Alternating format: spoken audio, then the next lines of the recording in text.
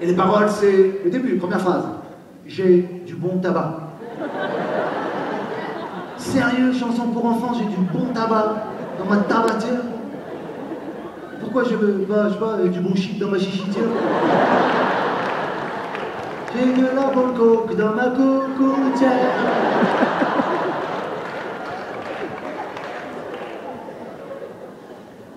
Mais pour moi, le summum du surréalisme, de l'extase inspiratoire, à mon avis, le gars qui a écrit cette berceuse, je sais pas ce qu'il a pris, mais son dealer, c'est numéro 1, quoi. Il était défoncé, le gars, il a dit, je vais écrire une berceuse, rien à foutre. Et il a écrit La souris verte. Si on analyse les paroles 2 secondes, ça vaut le coup. Hein. Le souris verte qui courait dans l'herbe, déjà elle est verte la souris, tu sais même pas pourquoi elle court dans l'herbe, on sait pas pourquoi, je l'attrape par la queue, il n'y a aucune raison, mais vas-y.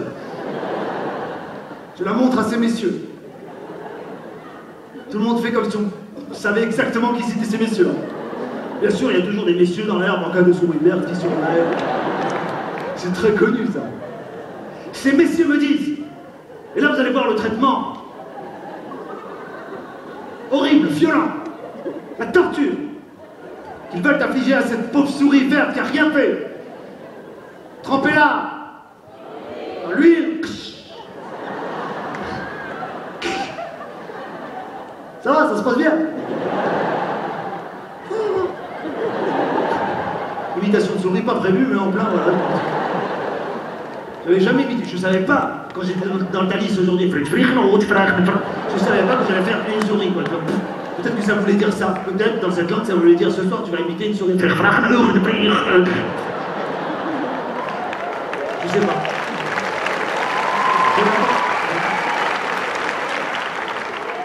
Anthony, ouais, Anthony, ok. On peut me parler d'Anthony. Comment tu t'appelles? Vera, ok. Vous n'avez pas dit le même prénom tous les deux. Elle t'a dit le... Ok, d'accord, ça marche. Vous n'êtes pas d'accord sur le prénom. C'est provisoire, ça dépend de son parole. Sincèrement, trempez-la dans l'eau, trempez-la de l'huile. Et c'est là qu'arrive le moment le plus métaphysique de cette chanson.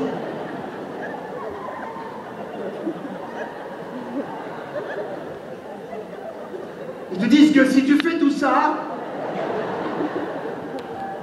un truc qui est totalement faux d'ailleurs parce qu'on a essayé avec mon fils, je vous le dis. Eux, ils te disent que ça te donne un escargot tout chaud.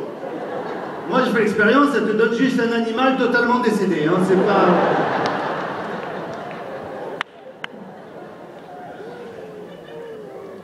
Je ne comprends pas. Cela dit, j'ai un attachement aux animaux qui est étrange. Je respecte les animaux, mais j'ai pas d'affection, j'ai pas d'élan d'amitié, d'affection pour eux. Je sais, c'est pas très populaire, c'est pas politiquement correct de dire ça. Mais j'arrive pas, moi. Je suis pas connecté aux animaux.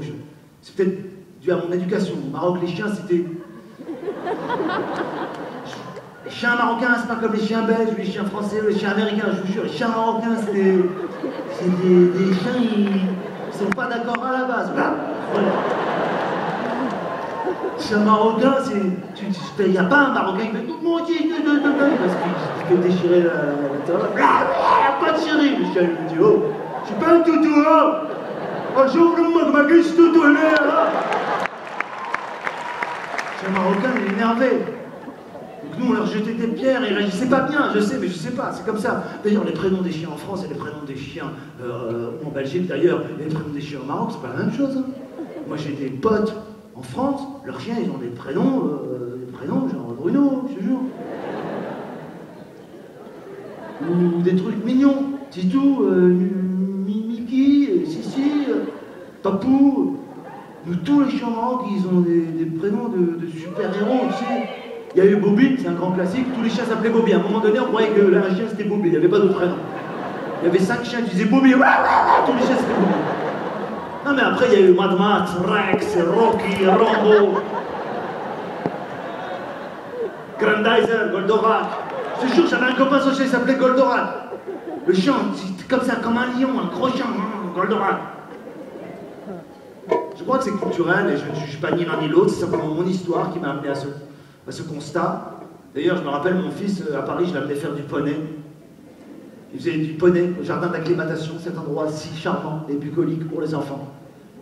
On allait voir cette dame qui louait des poneys. Et puis il disait à mon fils, tu veux monter sur le poney? Ouais. Et la dame, salut mon petit bonhomme.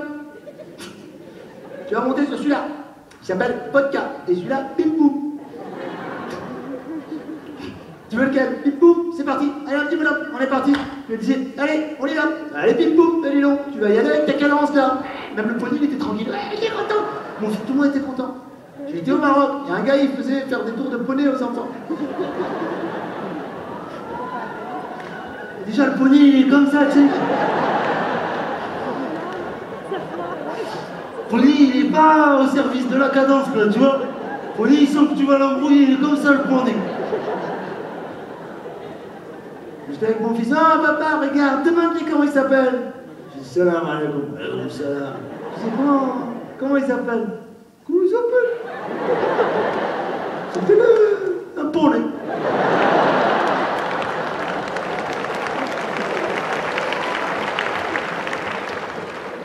Et là, grande surprise, et en même temps, grande prise de conscience sociologique sur mon pays d'origine, c'est que notre pays a inventé des sons pour parler aux animaux.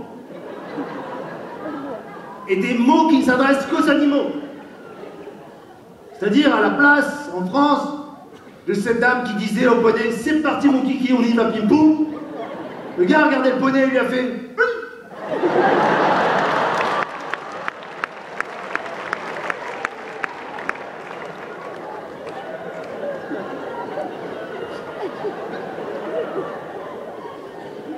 c'est-à-dire qu'il y a un mec qui réunit les poneys au Maroc et leur dit, écoutez les gars, quand vous entendez, oui, on y va.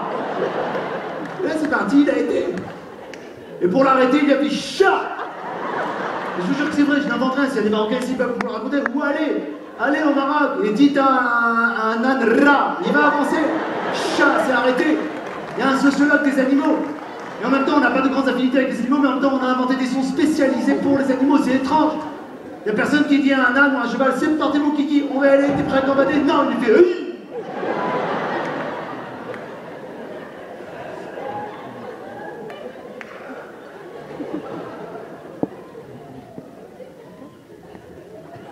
Je sais pas d'affinité. Pourtant, j'essaie de m'intéresser. Je vois les ânes, les poneys, les chevaux. C'est beau, les chevaux. Toucher un cheval. Je touche, moi, un cheval, tu vois. C'est beau. J'aime l'image de moi qui touche le cheval, mais en même temps, c'est très grand. C'est des grands visages, les chevaux. C'est des visages comme ça. Les chevaux, les chevaux aussi, ils sont un peu vicieux. Ils te regardent, genre, ah, attention, dis-moi, tu sais pas d'où ça peut partir. Hein. J'ai vu, il y a même des gens, j'ai assisté à une compétition équestre il n'y a pas longtemps. J'avais jamais vu ça. Des gens, ils se mettent sur un cheval et ils sautent des barrières. Et après, ils recommencent encore une autre barrière. Et encore une autre après. Et ils réussissent, mais ils veulent encore sauter une autre. Le cheval, il n'est pas surpris, il y a un truc qu'il faut que je saute. Voilà. Ils sont contents, les gens, et tout, gagnent des trucs et tout. Toi, tu ris pour quelle vanne du spectacle tu sais ça? Non, mais franchement, je n'ai pas un grand attachement aux animaux. Pourtant, je suis contre la chasse. Hein. Je trouve que la chasse, c'est terrible. La pêche, encore, ça va. C'est peut-être un peu hypocrite, mais la pêche, je ne sais pas si tu as remarqué, c'est solo, ça se voit pas. À propos de pêche, d'ailleurs, je pense très sincèrement que le poisson fait partie de l'espèce la plus conne de tous les animaux, la plus bête. Parce que depuis des siècles qu'on pêche, il n'y a pas un poisson qui a été dire au gars, oh, j'ai compris le délire. Il n'y a pas un poisson qui a dit au mec, quand tu bois un truc comme ça avec un verre de terre, ne mords pas, ça s'appelle un hameçon, il va t'accrocher, il va te faire monter là-haut, c'est fini pour toi, mon gars. Non, comme des cons, ils sont là, vas-y, allez, vois le truc. Je sais pas, il n'y a pas un poisson qui s'est fait pêcher puis rejeter qui peut leur raconter son expérience, putain. On peut pas aller leur dire, mais non, il meurt, truc de fou. Il m'arrive un truc de malade. Ça se voit, ils vont défoncer la gueule. La tête de ma mère, elle arrête pas de sonner. Mais t'es con, t'as fait quoi, toi? J'ai navé. Enfin, je me suis placé.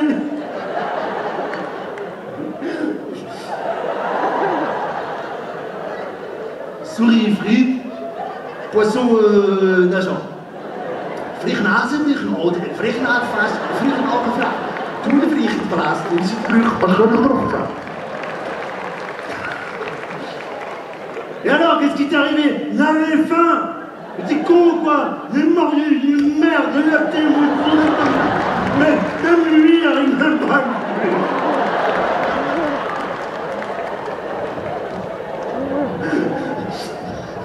En fait, j'ai pas bougé depuis un moment, et là, t'as vu, là. Allez, vas-y, suis-moi.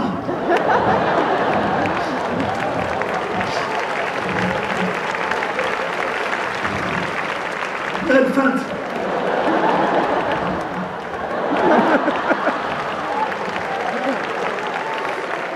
On va pas dire notre poursuiteur comme ça.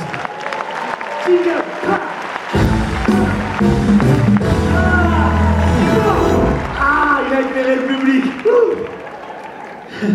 J'ai vu des visages inattendus. Des physionomies étonnantes, quoi. Des jolies filles aussi. Pas tant que ça. Une en particulier.